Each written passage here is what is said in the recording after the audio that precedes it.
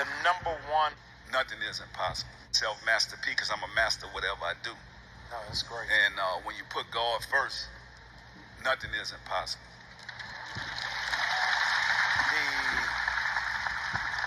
The number one killer of black people is not drugs, it's not alcohol, it's not racial profiling, it's not even a prison pipeline, it's a low self-esteem. Yeah.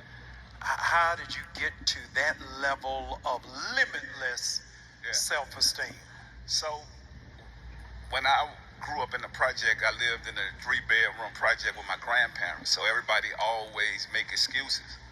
I just didn't make excuses. I was just thankful that God had a roof over our heads. And I said, one day I'm gonna make this better. And so I think anybody that's out here right now, stop making excuses. I think we make these excuses and we hold ourselves back.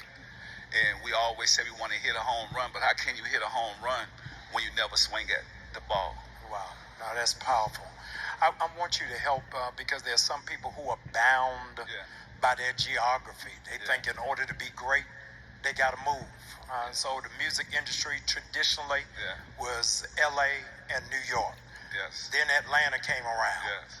But nobody in the world saw the disruptor of New Orleans breaking down the whole rap music game. Yeah. Well, you know what? When you look at the East Coast and the West Coast, right? Just traditionally thinking that this is where music should be at. But when you look at New Orleans, you look at Atlanta, you look at the South, I just felt like anytime I start a business, I find a problem.